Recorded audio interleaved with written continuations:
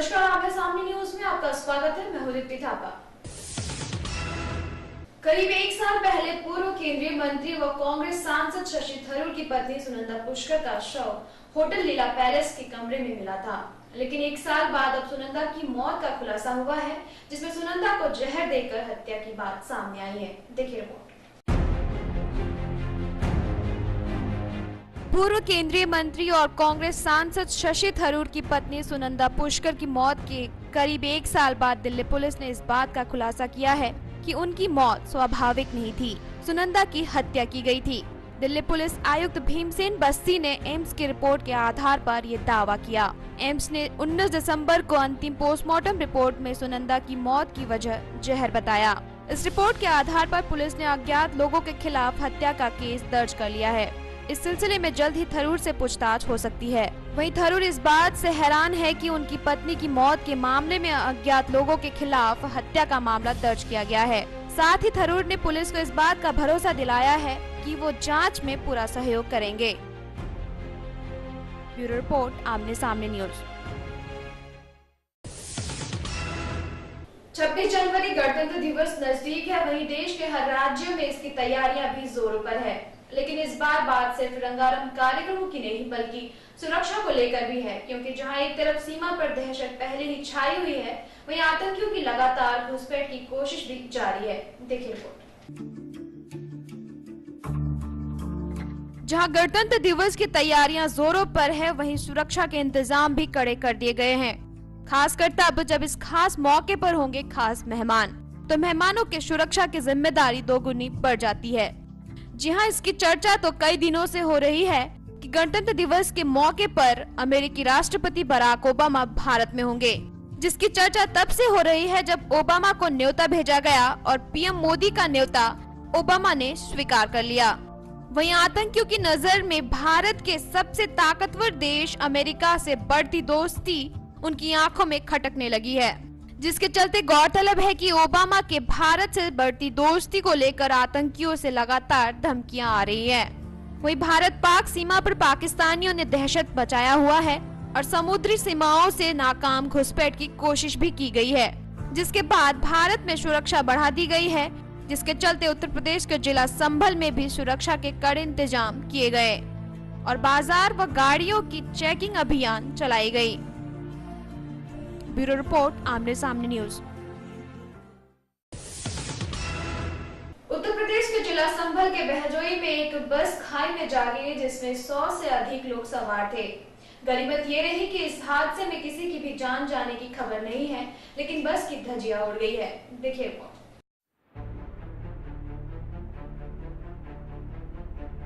उत्तर प्रदेश के जिला संभल के बहजोई अतरासी रोड पर देर रात एक प्राइवेट बस खाई में जा गिरी। गाड़ी पलट गई, मुंह ना खबर फिर कहा किन्ने निकालो बस में 100 से ज्यादा लोग सवार थे। जहां हादसा हुआ है, वहीं पास में एक गांव था, जिसको इस हादसे की जानकारी मिली तो गांव के लोगों ने वहां पहुंचकर हादसे में हुए घायलों को अस्पताल ले जाने में मदद की और संभल के अस्पताल में भर्ती करवाया। वहीं हादसे का हवाला देते हुए लोग कह रहे हैं कि ड्राइवर नशे की हालत में गाड़ी चला रहा था, जिसके कारण बस अनियंत्रित होकर खाई में गिरी। फिलहाल मौके पर पहुंची पुलिस ने मामला दर्ज कर लिया है और आगे की जांच जारी है। तरासी और कुमासा के बीच में एक प्राइवेट बस जो जा रही थी वह उलट गई। उलट जाने से काफी लोग घायल हुए हैं। संभल से दर्शक पत्रकार की रिपोर्ट। वक्त चला है छोटे से ब्रेक का। ब्रेक के बाद देखेंगे कुछ अनेक ब्रेक। तब तक देखते रहिए आमने सामने न्यूज। पॉलिटिक्स, क्राइम, स्पोर्ट्स, अगर इन खबरों पे है आपकी बारीक नजर, आपकी आवाज भी कर सकती है असर। बढ़ाएं अपनी आवाज का दायरा, बने आमने सामने न्यूज का हिस्सा।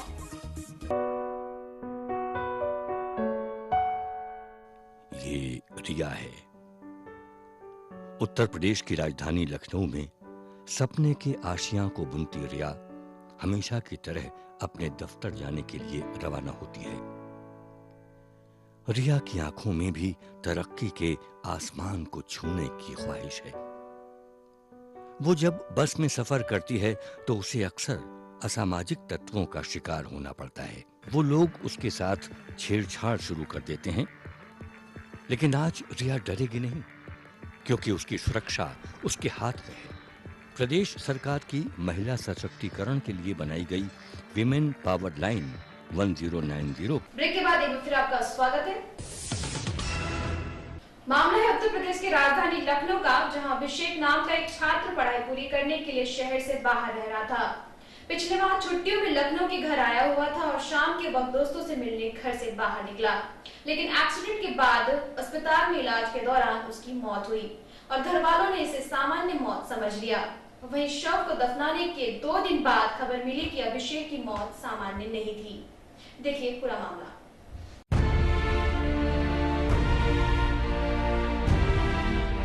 यह मामला है उत्तर प्रदेश के राजधानी लखनऊ का, जहां आशियाना के सेक्टर F में हुई BBA के एक छात्र की मौत की गुत्थी सुलझती नजर आ रही है।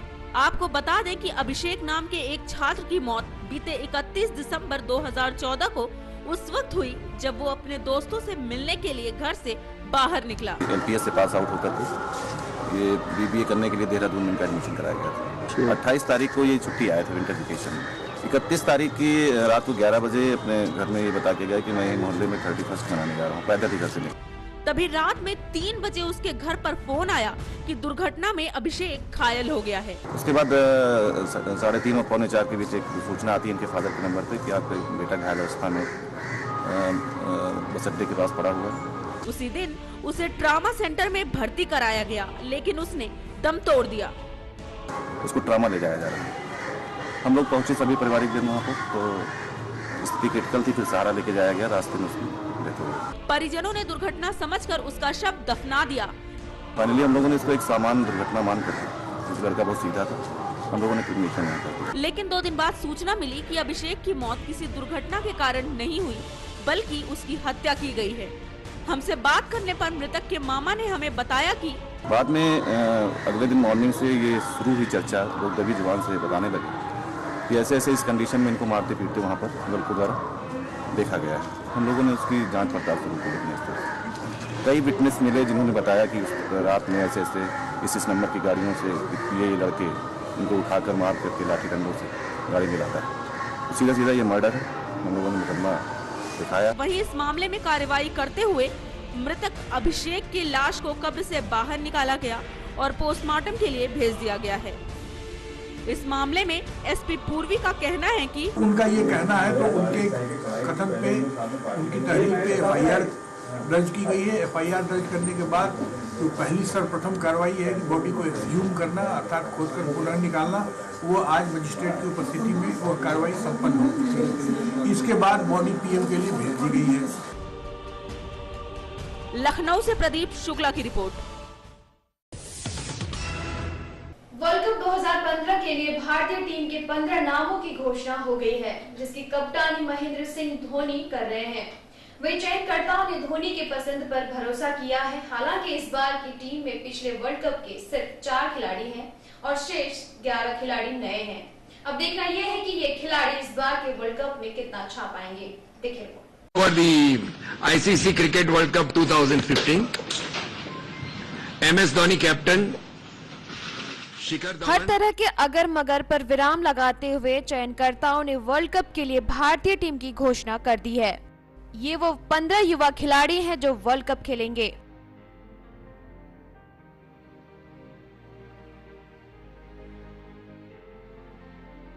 चयनकर्ताओं ने भी टीम चयन में विश्व विजेता कप्तान महेंद्र सिंह धोनी की पसंद को प्राथमिकता देते हुए युवाओं पर अपना भरोसा जताया है, जबकि माना यह जा रहा है कि टीम के आधे खिलाड़ियों के पास वनडे का अनुभव कम रहा है। टीम में उन्हीं खिलाड़ियों का चयन किया गया है जो पिछले 1 साल से लगातार टीम में बने हुए हैं। 30 संभावितों का चयन होने के साथ ही तय हो गया था कि भारतीय टीम वर्ल्ड कप में युवाओं के साथ मैदान पर उतरेगी। हालांकि अंतिम 15 का चयन करीब आने के साथ ही युवराज सिंह का नाम रविंद्र जडेजा की जगह उछलने लगा था, लेकिन चयनकर्ताओं ने पिछली बार के वर्ल्ड कप के हीरो पर भरोसा कायम नहीं रखा। वहीं रविंद्र जडेजा चोटिल होने के बावजूद जडेजा का चयन कर लिया गया है। यही स्थिति तेज गेंदबाज ईशांत शर्मा के साथ भी रही। हालांकि जो टीम चुनी गई है वो लगभग पिछले 1.5 साल से भारत को जीत दिलाती रही है। ब्यूरो रिपोर्ट, आमने सामने न्यूज। इस बुलेटिन में फिलहाल इतना ही। कल फिर मिलेंगे कुछ अन्य खबरों के साथ। तब तक के लिए मुझे यानी दीदी थापा को दीजिए इजाजत। नमस्कार।